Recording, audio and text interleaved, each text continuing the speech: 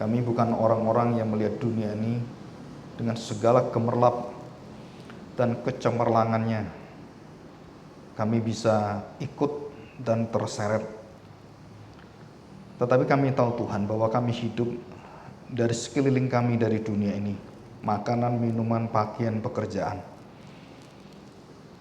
Semua Engkau sediakan dengan kemurahan-Mu.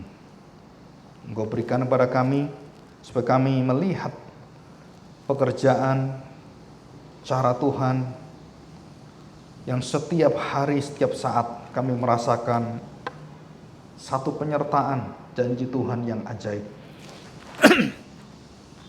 Dan tidak ada sesuatu yang di luar daripada kendali Tuhan. Baik itu kelahiran atau kematian. Baik itu kemujuran atau kemalangan. Nasib baik atau nasib yang malang. Hal-hal yang positif atau hal-hal yang negatif. Hal-hal yang membuat kami bersuka cita atau yang melukai, yang membuat kami tertusuk sedih hati kami. Semua dikendalikan dan dipakai oleh Tuhan untuk membuat kami semakin dikuduskan, semakin seturut dengan kehendak-Mu. Kami semakin dibersihkan dari kecemaran kami.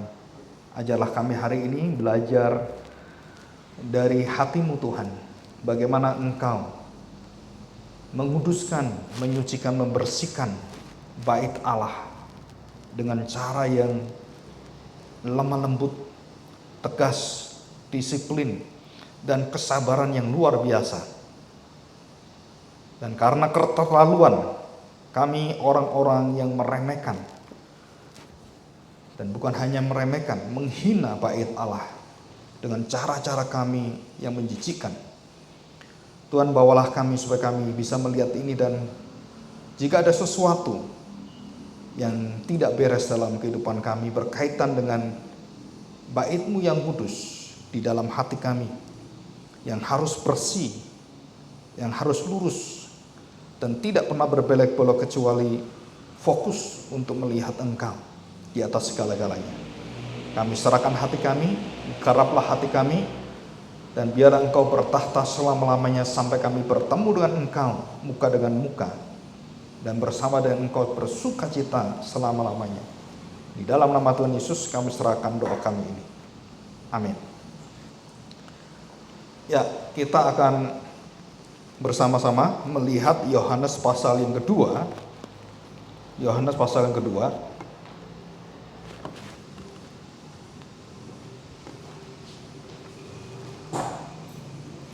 Ayat 13 sampai ayat yang ke-25.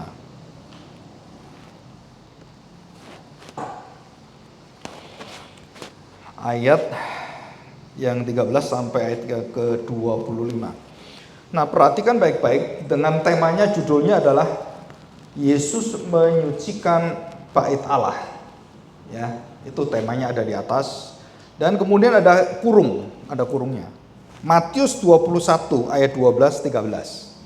Markus 11 ayat 15-17. Lukas sama, pasal 19 ayat 45 sampai 46. Jadi fokusnya itu dua ayat ya.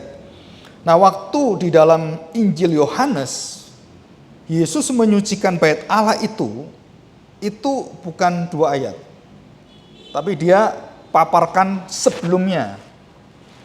Dan mungkin konteksnya kalau kita belajar secara teologi secara serius lagi di sekolah teologi, saudara akan diminta membaca berkaitan dengan Injil Yohanes secara menyeluruh adalah melihat Yesus sebagai anak Allah yang maha tinggi. Nah, ini poin ini saudara terus menjadi satu poin yang ingin disampaikan oleh Yohanes dalam suratannya, dalam Injilnya. Dan kita harus ingat ini, Injil Yohanes ini. Ya, jadi dia ingin orang itu mengagumi Tuhan Yesus bukan hanya apa yang ada, yang terjadi di depan dan bagaimana kuasanya luar biasa, tapi dia adalah berhubungan dengan Bapanya yang di surga. Dan kalimat yang ada nanti kita baca adalah rumah Bapakku. Luar biasa, saudara. Dan tidak ada seorang nabi pun yang pernah mengatakan bait Allah itu rumah Bapakku. The Son of God, the Son of the Father. Ya. Jadi Yesus menyucikan bait Allah ini serius sekali dituliskan. Seluruh kitab Injil menuliskan tentang pencemaran dan penyucian bait Allah. Kenapa ini serius? Saudara, kita akan bersama-sama melihat ini semua. Ya. Perhatikan baik-baik ayat yang ke-13.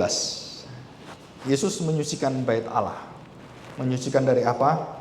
Kecemaran, kenajisan. Ketika hari Paskah, orang Yahudi sudah dekat, Yesus berangkat ke Yerusalem.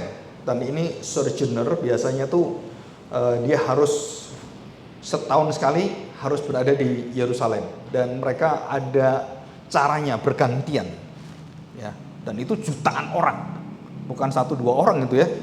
Itu jutaan orang dari seluruh muka bumi penjuru dunia. Orang Israel yang kerja di negara mana, di benua apa, itu sudah waktunya kamu balik.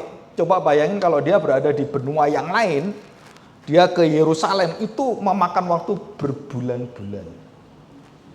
Karena dulu nggak ada pesawat terbang, kapal. Ya, coba kita pikirkan bagaimana mereka punya namanya itu keterikatan dengan bait Allah, dengan Yerusalem, dengan perjanjian Tuhan, itu sangat-sangat bertanggung jawab. Sangat-sangat bertanggung jawab.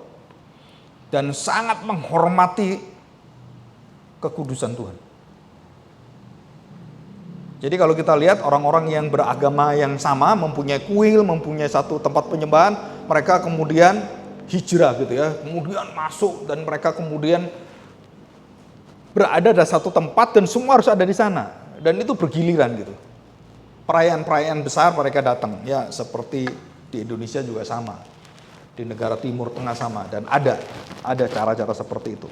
Jadi Paskah. Nah, kenapa Tuhan Yesus itu ngepas gitu ya? Paskah dipaskan, ditepatkan pada hari sebelum Paskah dia melakukan ini.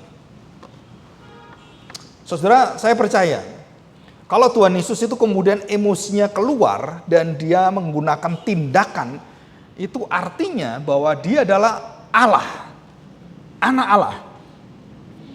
Jadi dia tidak sembarangan karena dia marah kemudian dia seperti bukan. Dia sudah mengamat-amati ini sudah lama. Dan dia sudah melihat cara tingkah laku kelicikan orang-orang bagaimana mengatur keagamaan itu menjadi keuntungan yang sangat besar sekali. Dan di situ ada Badan Sertifikasi Nasional Israel. Kalau kita MUI atau yang lain, BP POM dan lain-lain. Nah, mereka itu menguasai semua di situ.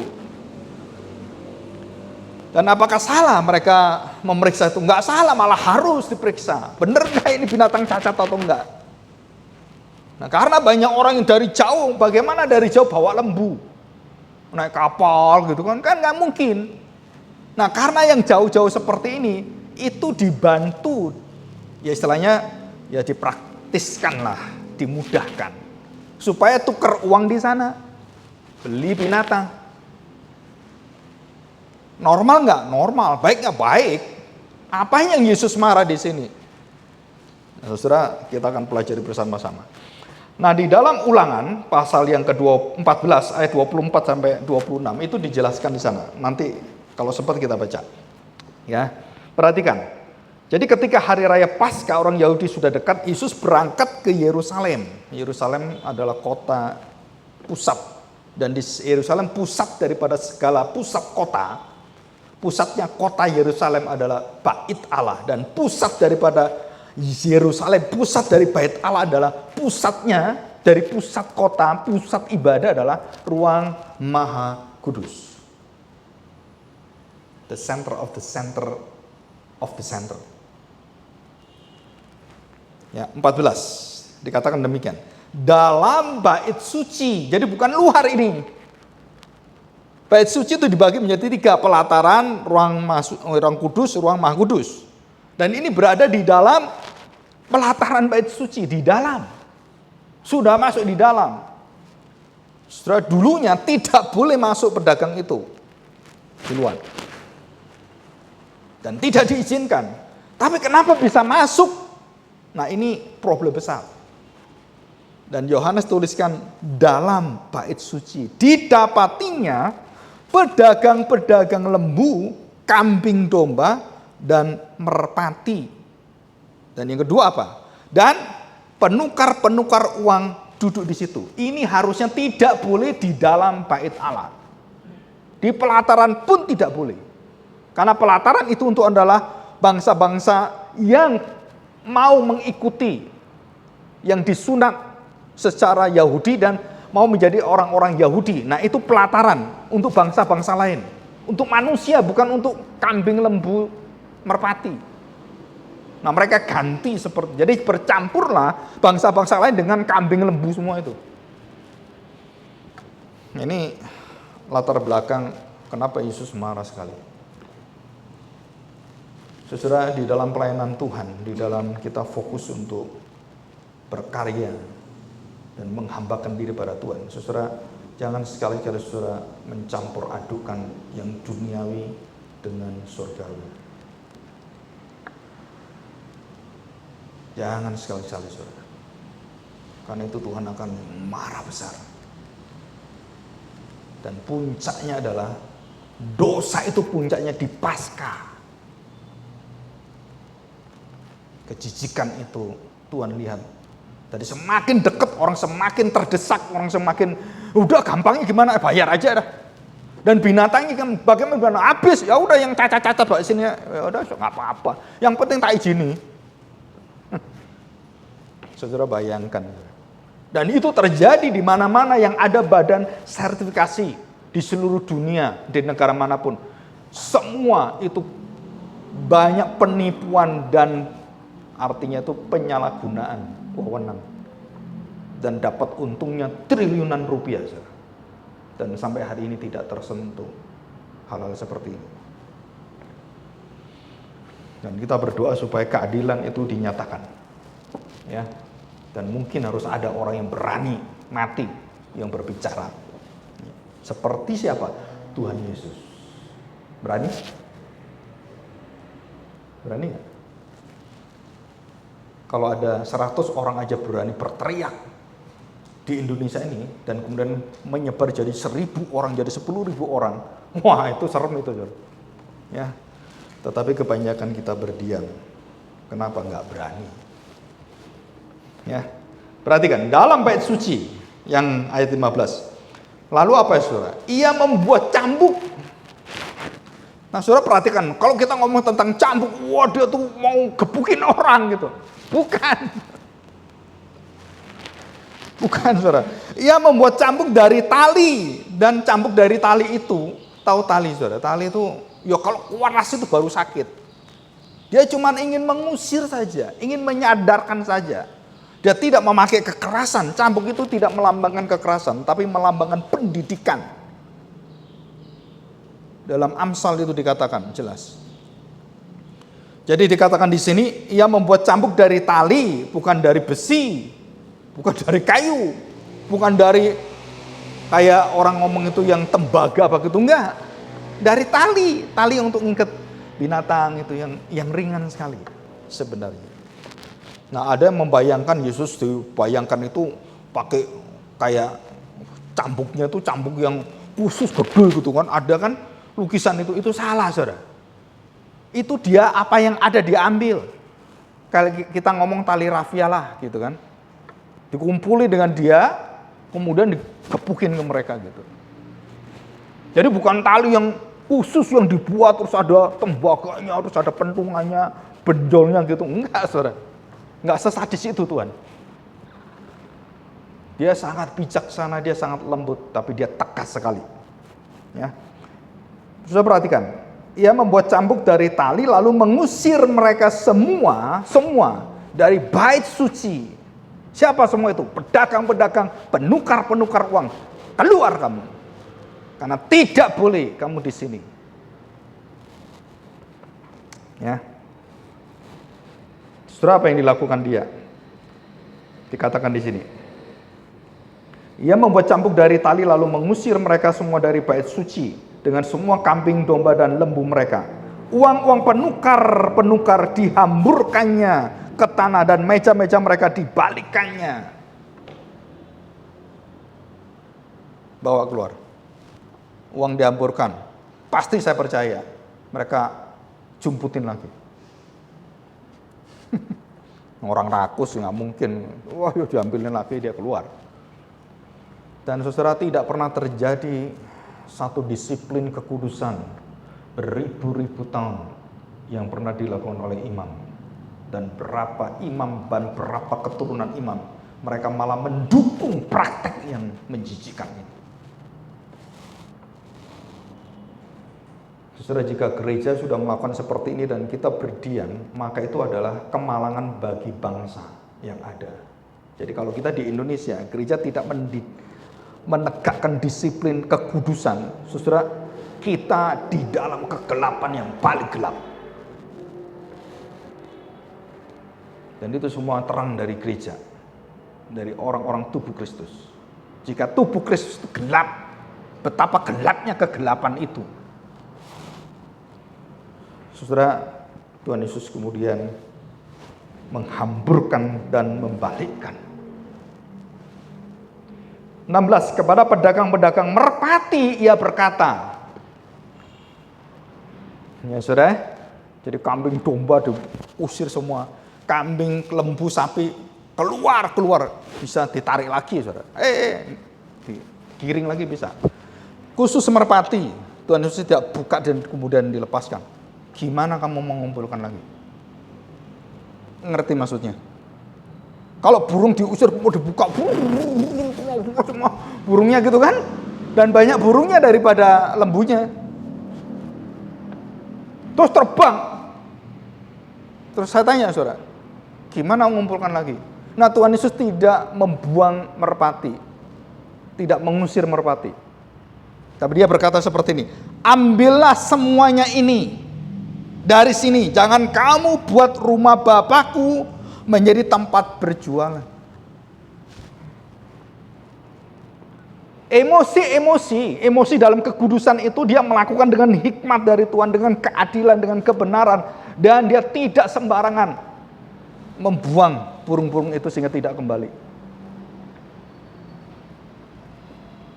Saudara, ada tanggung jawab dari Tuhan Yesus. Dalam kemarahan pun ada tanggung jawabnya. Dalam kemarahan pun ada hikmatnya. Jadi ini adalah satu kelembutan hati Tuhan yang sangat indah sekali. Ya. Saya baca ayat selanjutnya tentang rumah Bapakku ini ya, nanti kita bahas.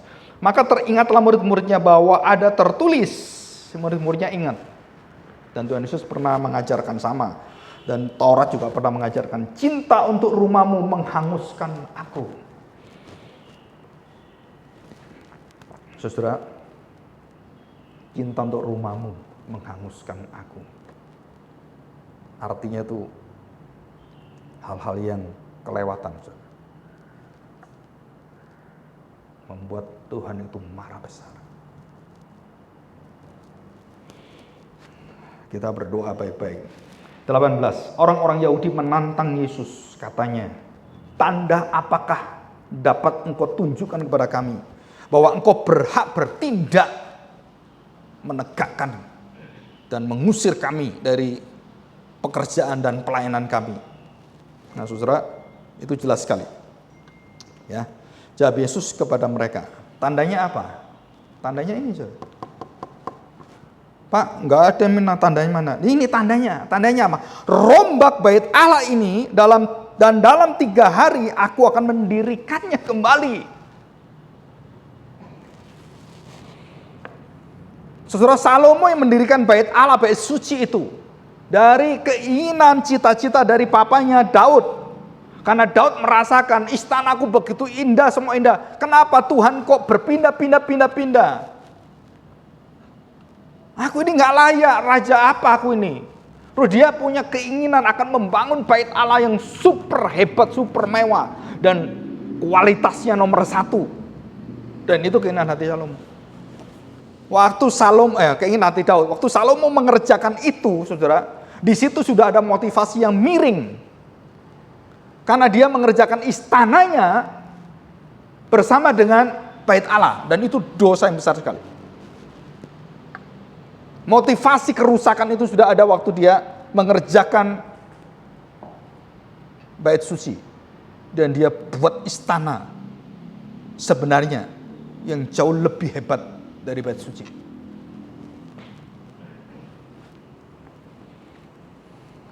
Saudara, dan disitulah kerajaan itu akhirnya hancur. Bait Allah dihancurkan Tuhan. Dan tidak ada satu batu yang tersisa. Dan siapa mengatakan? Yesus sendiri.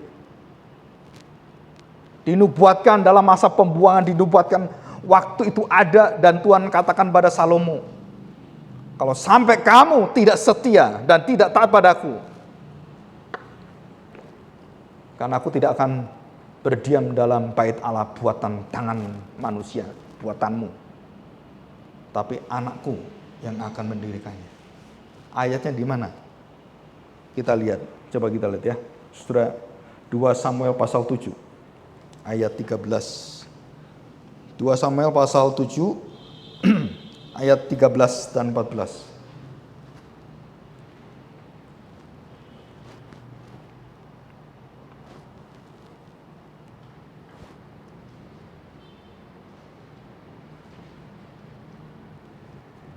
Saudara perhatikan kalimat ini.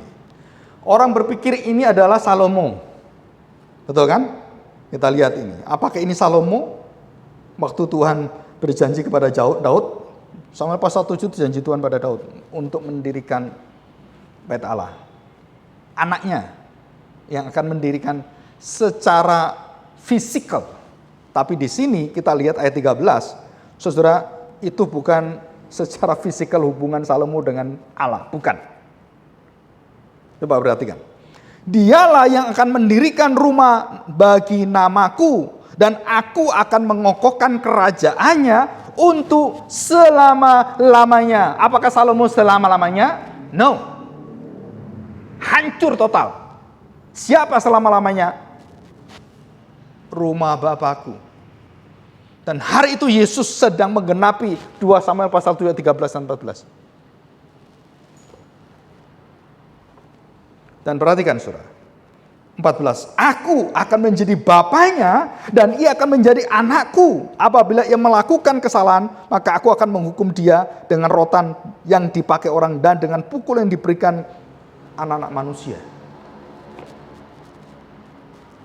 Tetapi kasih setiaku tidak akan hilang daripadanya, seperti yang hilangkan daripada Saul yang telah kujauhkan dari hadapanmu.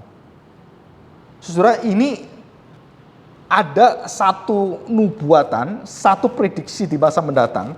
Jadi antara Salomo dengan Kristus. Kerajaan akan selama-lamanya, gak mungkin Salomo gagal. Akan dipanggil ke bapaknya, gak mungkin bapaknya itu adalah Salomo. Karena bapaknya Salomo adalah Daud. Jadi ada hubungan yang juga berkaitan dengan Salomo yang mengerjakan itu. Saudara, baru kita tahu setelah Tuhan Yesus berkata dengan jelas kalimat dalam Yohanes pasal yang kedua ini.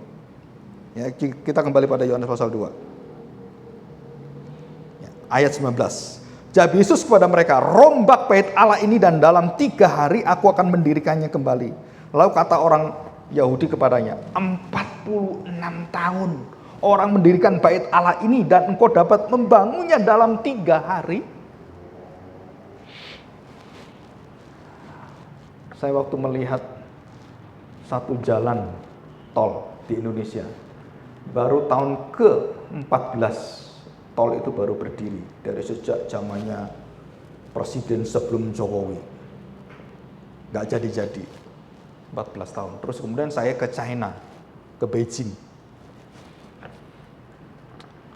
Saudara, waktu saya ke sana pertama, itu baru lingkaran ke-4, baru mulai lingkaran 4. Terus setahun setengah atau 2 tahun, lupa saya, setahun setengah. Itu sudah lingkaran ke-7 mau ke-8. Jadi lingkaran kota itu, dalam setahun itu dia menggarap, saudara tahu, lebih dari 10.000 kilometer. Dan membangun kota-kota baru, saudara. Kita mau mendirikan kota baru untuk pemerintahan kita. Saya tidak lebih daripada setahun kota itu jadi.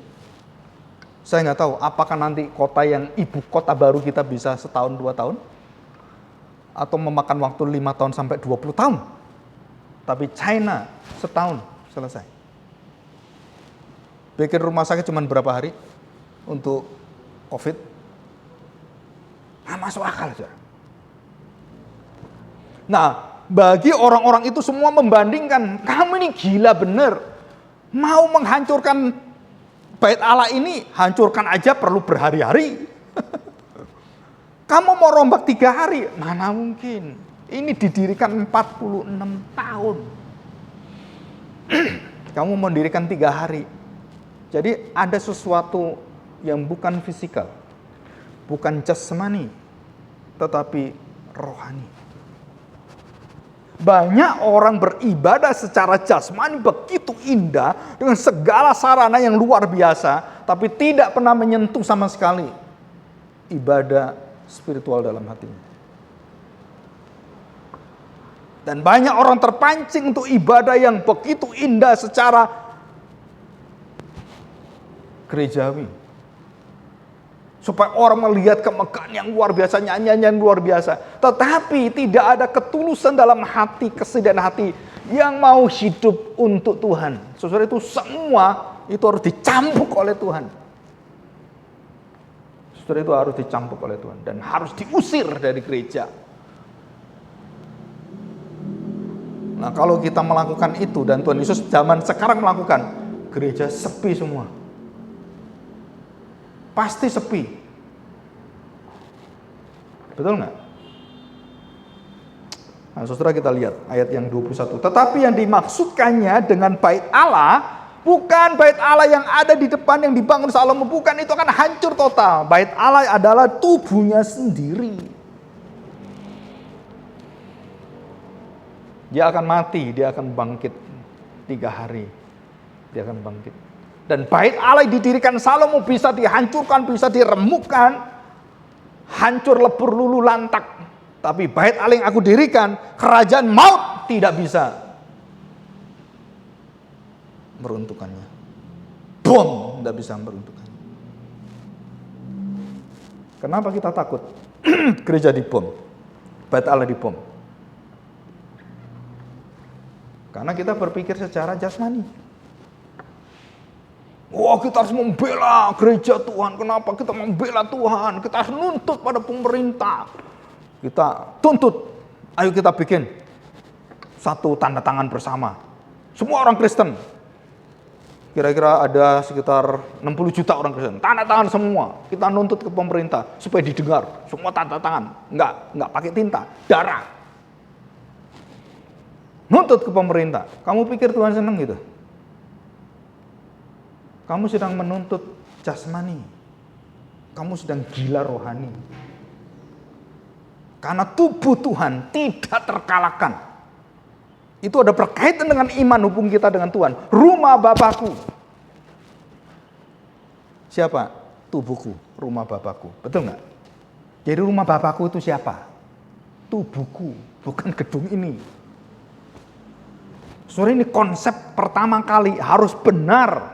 Tuhan Yesus memperbaiki konsep yang benar tentang kecemaran pikiran manusia tentang bait Allah dan semuanya. Itu harus dibersihkan dulu baru kamu tahu rumah Bapakku itu siapa. Tubuhku. Dan Bapa hanya mau berhubungan dengan dunia hanya di dalam rumahnya, rumah tubuh anaknya. Dan di dalam tubuh anaknya itulah baru manusia bisa berhubungan dengan Bapa. Ini rahasianya di sini, Saudara. Paskah itu adalah Allah menerima manusia berdosa di dalam tubuh anaknya. Bukan tubuh bait suci gedung gereja seperti yang kita lihat sekarang di sini. Dan banyak orang berpikir tidak demikian, maka kamu harus diusir oleh Tuhan dari gereja. Betul? Kalau kamu berpikir bait suci, ada bait suci gedung itu dan semua tetek bengek dengan organisasinya, saudara-saudara akan diusir oleh Tuhan. Karena itu bukan bait suci. Bait suci adalah tubuhku. Siapa yang punya pengertian seperti ini? Adalah orang-orang yang layak menghadap Tuhan. Tapi yang punya pengertian yang salah, Mau 1000 tahun, 1000 kali kamu ke gereja, Tuhan tidak pernah menghiraukan engkau. Karena ibadahmu cemar, ibadahmu najis. Perhatikan ayat 21. Tetapi yang dimaksudkannya adalah bait Allah, ialah tubuhnya sendiri. Kemudian sesudah ia bangkit dari antara orang mati, waktu Yesus bangkit dari antara orang mati, murid-murid itu seringkali ada peristiwa belum mengerti. Nanti setelah berapa tahun, oh ya ngerti. Ini belum mengerti. Nanti, oh ya ngerti. Dan sama seperti kita. Terlalu lamban hati kita. Betul kan? Loh kalau ini tahu dulu, kok baru tahu saya sekarang? Kenapa kamu bisa seperti itu? Karena kelambanan dan kemalasan. Perhatikan saudara. Barulah teringat oleh murid-muridnya bahwa hal itu telah dikatakannya. Jadi waktu Yesus ngomong, romba bait Allah, gitu kan?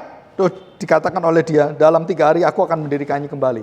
Mereka nggak ngerti maksudnya apa ini, ngomong apa ini ya, 3 hari. Gimana ya, murid-muridnya teka-teki terus tiap hari mikir, ya domong Tuhan ini aneh-aneh.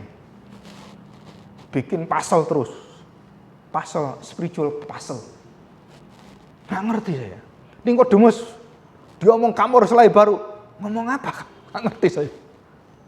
Dan waktu saya berbicara dengan orang juga sama. Kalau tidak ada roh dan tidak ada terang daripada Tuhan, waktu saya berbicara firman Tuhan, nggak ngerti dia. Kenapa? Ya karena kamu belum dibukain, dicelikan oleh Tuhan. Dan saudara jangan marah. Saudara. Tuhan Yesus nggak marah. Goblok kamu. Enggak, dia nggak marah. Nggak ngerti nggak apa-apa, nanti ngerti sendiri. Saya pernah ngomong dengan Pak Yosef Tong. Pak, Bapak ngasih pelajaran itu, ya ampun Pak, banyak itu minta ampun. Ini 4 semester jadi 1 semester ini. Dan dia ngatakan apa? Kamu pikir Tuhan Yesus ngajar juga ngerti semua? Murid-muridnya ngerti, ngerti, nggak ada itu. Nanti setelah dia mati ngerti semua. Oh gitu Pak ya, iya. Pak kamu. Benar saudara. Benar saudara. Setelah lama gitu, oh ini maksudnya Pak Yosef itu, ini ya. Oh ini maksudnya Pak Stephen Tong itu, oh ini. Baru ngerti. Setelah apa? Pelayanan, pengalaman, barulah kita ngerti, oh iya maksud dia seperti ini. Saya tidak pernah masuk dimensi di dalam kesedihan yang dalam setelah anak saya meninggal, baru saya tahu. Apa arti kehadiran seseorang dicintai. Yang dulu saya nggak pernah pikir.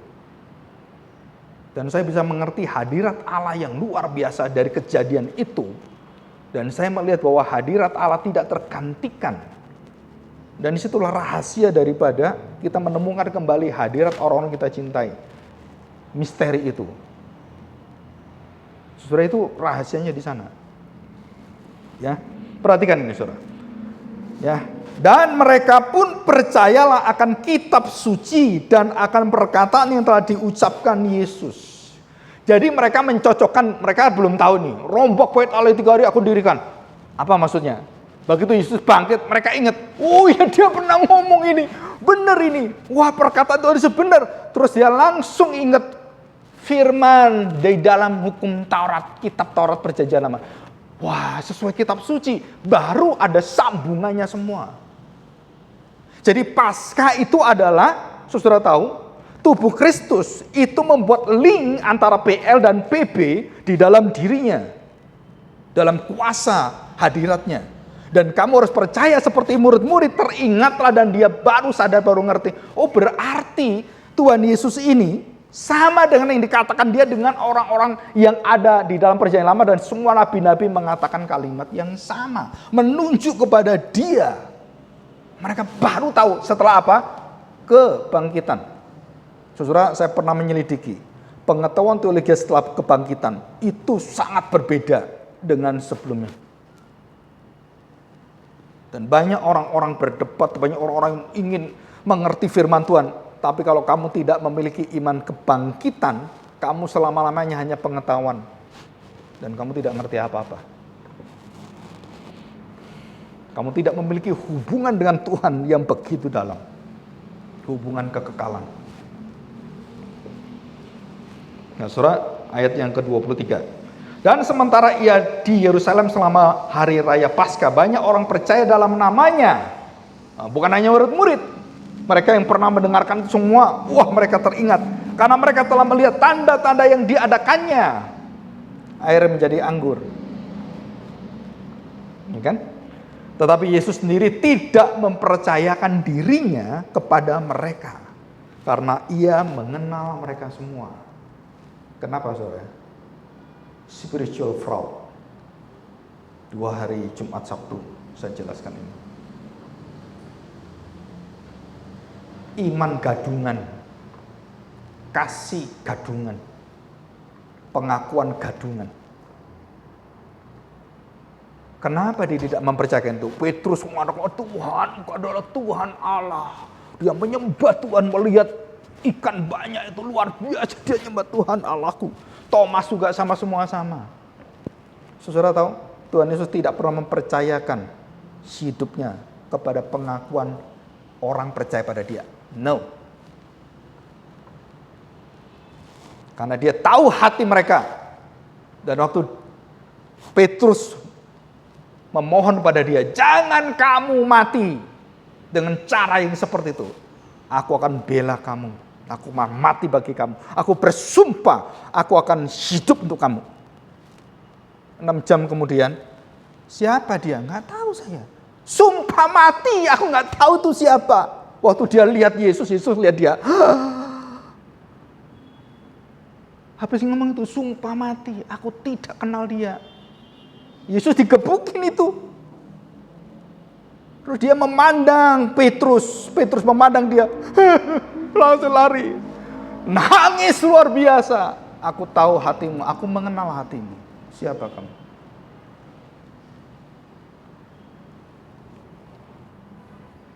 Banyak orang-orang yang memegahkan pekerjaannya, mujizat-mujizatnya, pengetahuan teologianya.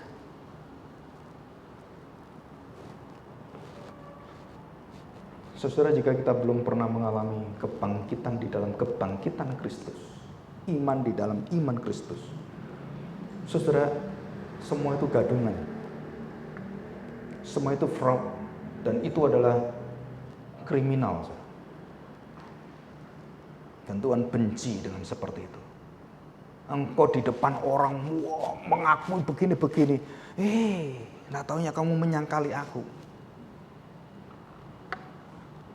Berapa kali, berapa puluh kali, berapa ratus kali kamu melakukan tindakan-tindakannya seolah-olah itu mencintai saya, membela saya.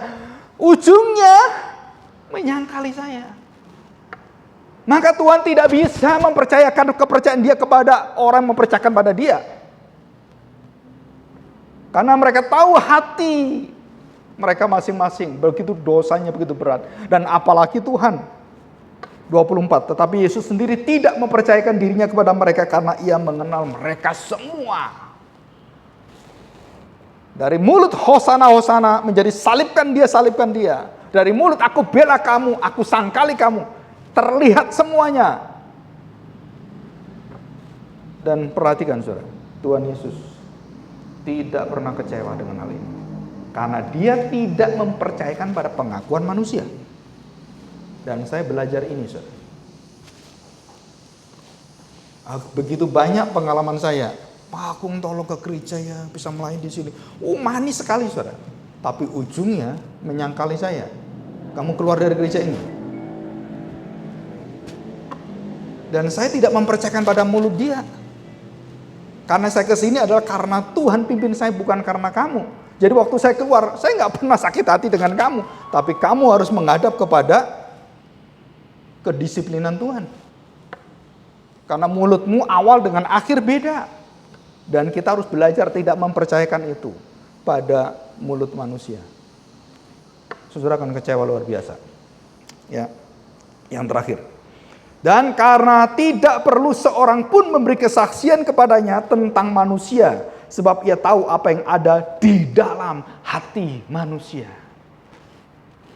Nah, ini berkaitan dengan apa? Dengan penyucian, dengan pengubahan, dengan pembersihan di bait Allah. Jadi Allah tahu apa yang ada di dalam hatimu, orang-orang jual semua.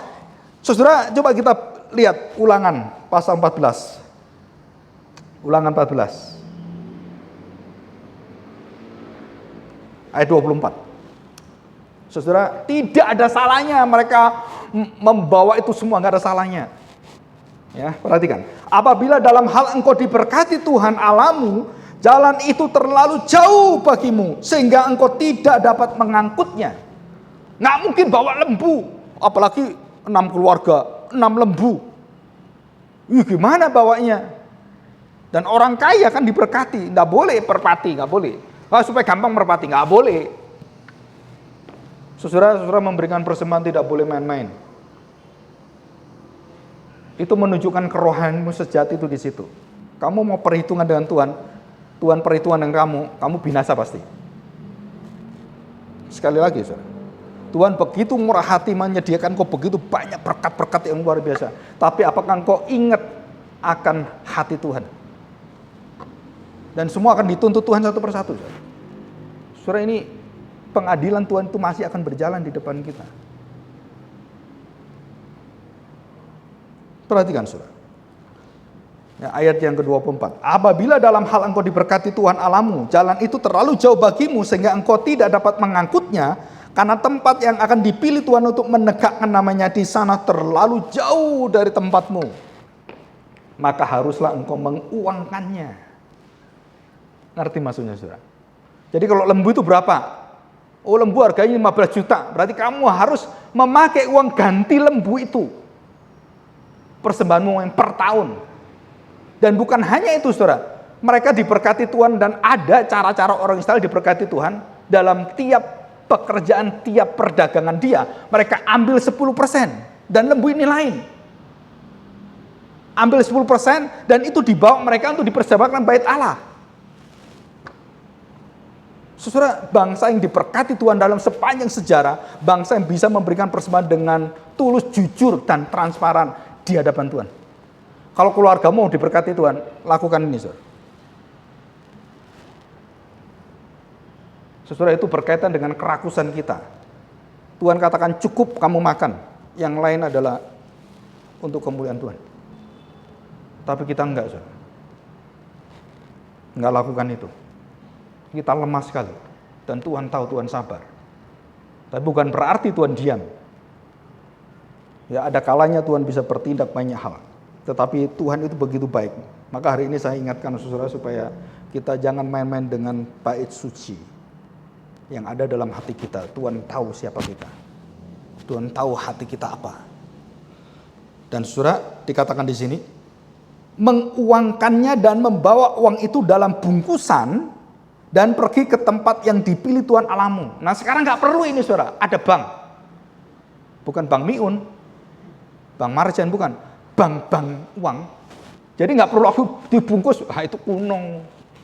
Sekarang sudah modern. Nah, kamu bankkan dan bank itu langsung salurkan. Kalau dulu Pak masih susah. Sekarang sudah pakai barcode gitu kan.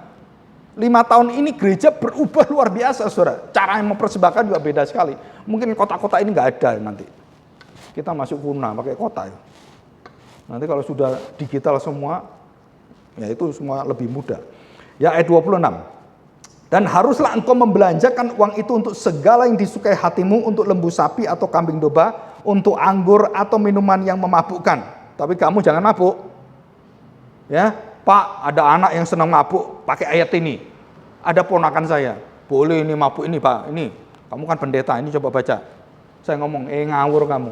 Anggur bisa memabukkan, tapi kita minum anggur bukan untuk mabuk-mabukan. Ngawur, baca ayat yang benar. Ini minuman yang memabukkan kan boleh mabuk-mabuk. Itu anggurnya bisa memabukkan, bukan kita terus ikut mabuk-mabukan. Perhatikan ini ya. Atau apapun yang diingini hatimu dan haruslah engkau makan di sana di hadapan Tuhan Allahmu dan bersukaria engkau dan seisi rumahmu. Nah, saudara, kita akan masuk ke dalam pembahasan yang terakhir. Kita lihat poin yang keempat dan kelima tentang tanda. Saudara perhatikan baik-baik. Tanda perombakan bait Allah dan didirikan dalam 3 hari.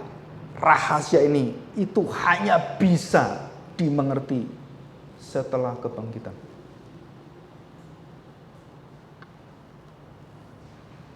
Dan murid-murid pun sama. Dalam Lukas 24, Lukas 22, ayat 37, 24, ayat 37 sampai 45. Tentang Christ Center Vision. Mereka dibukakan perjalanan Emos itu. Dan murid-murid melihat semua dan mereka dibukakan, dicelikan. Siapakah aku sebenarnya? Setelah kebangkitan, seluruh kitab suci itu menyatu dan dihidupkan kembali melalui kematian dia, dan kemudian dia bangkitkan. Termasuk yang dibangkitkan adalah bukan hanya tubuh kita berdosa, hukum Taurat dan seluruh ketentuan semua itu akhirnya dihidupkan oleh Tuhan, digenapi oleh Tuhan, dilengkapi oleh Tuhan. Dan setelah dia bangkit, semua mengarah kepada dia. Akulah kesempurnaan Taurat, Sunat, dan bait suci adalah aku. Dan semua terbuka, saudara.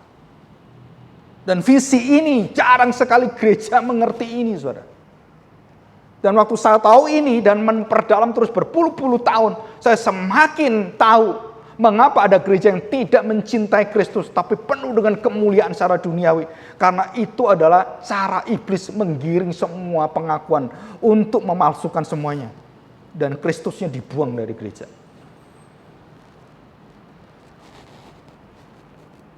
Ini yang pertama. Ibrani pasal 3, kita lihat. Ibrani pasal 3 ayat 5 dan 6.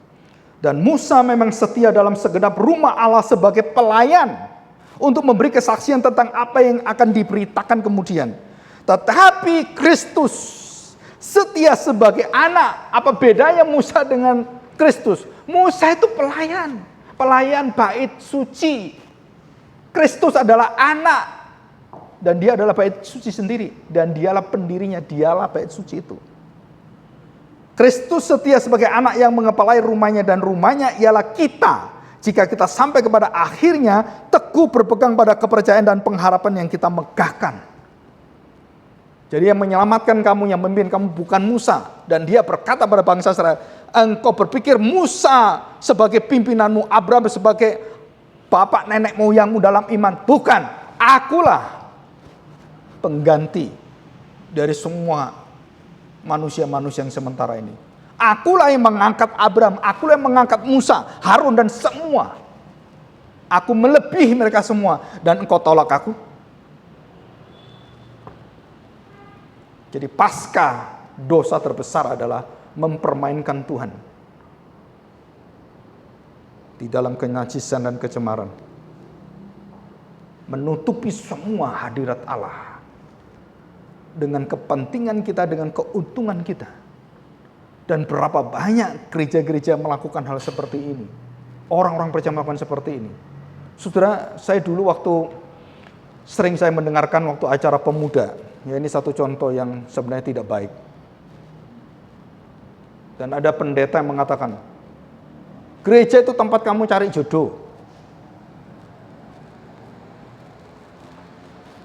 Waktu saya mikir-mikir, benar juga ya. Kan di gereja tuh orangnya baik-baik gitu kan. Orang udah ngerti Tuhan Yesus, sudah beriman. Nah carilah pacar di gereja, cari jodoh di gereja, semua di gereja gitu. Saudara, hal itu dalam pikiran kita terjadi seperti itu. Ada sesuatu yang normal dan gak ada masalah. Betul maksud saya, ngerti maksud saya. Orang bertemu jodoh di gereja, enggak apa-apa. Tapi jika kamu mengambil keuntungan dari sana, supaya gerejamu banyak orangnya, dan kamu menyeting semuanya, maka orang datang enggak lihat Tuhan, cari jodoh. Nah, dosamu itu besar sekali. Jadi itu adalah satu hasil karena persekutuan dengan Tuhan. Tuhan berkati kita, kamu dapat jodohnya itu. Itu adalah natural. Tapi begitu kamu ikut di dalamnya, mengatur dalamnya, dan kemudian mengadakan retreat, terus mencari keuntungan di sana, oh, kamu melakukan seperti yang Tuhan Yesus lihat. Dosamu besar. Dan kamu datang ke gereja hanya mencari keuntungan, kamu datang ke gereja hanya mencari seperti Yeskel 34. Gembala-gembala yang cuma menggunting bulu-bulu domba dan menyembelih semua yang besar-besar. Tapi dia tidak pernah perhatikan kondisi yang ada. Saudara, ini adalah cikal bakal gereja dibuang oleh Tuhan, dibinasakan oleh Tuhan. Dan itu terjadi. Dan termasuk ada sesuatu yang sangat-sangat rentan dan sangat tragis. Saudara. Ada satu orang datang ke sekolah Alkitab. Kenapa kamu datang ke sekolah Alkitab? Cari kerjaan. Maksudnya apa? Wah, susah. Usaha ini susah. Jadi pendeta gampang. Cuman ngapalin aja cukup. Pinter ngomong udah cukup. Wah, saudara, waktu saya mendengarkan seperti ini, bagaimana mencetak hamba Tuhan seperti ini di STT, saudara, itu kehancuran masa depan gereja yang sangat fatal sekali. Kita sembarangan mendidik imam, mendidik pendeta dengan motivasi yang tidak jelas seperti itu.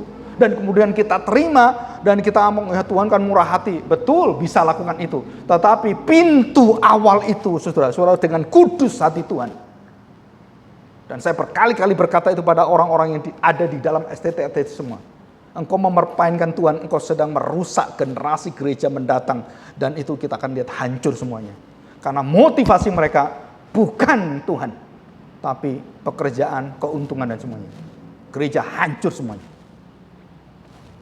Dan jangan mempermainkan Tuhan. Mari kita berdoa. Bapa, kami bersyukur di hadapan-Mu. Biarlah kami hari ini mendengar cerita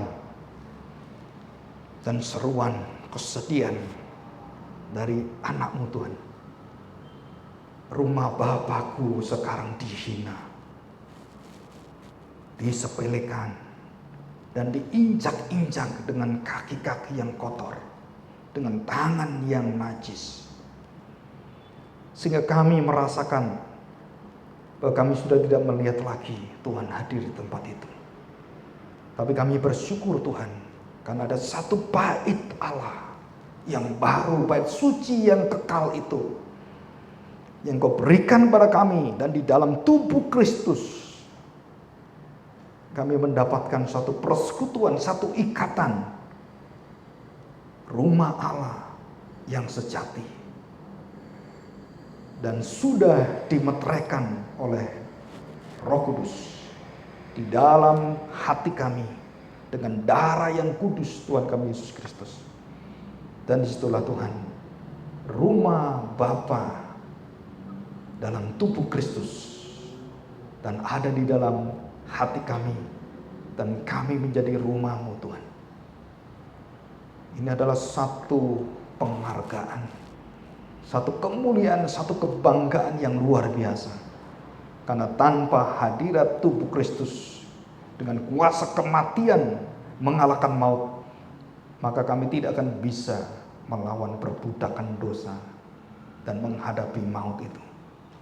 Tapi karena ada nama-Mu Tuhan, setiap orang sudah mengakui dan ikut dengan Engkau di dalam segala kelemahannya, dan waktu dia menghadap padamu, maka mereka semua mendapatkan jaminan dari Tuhan.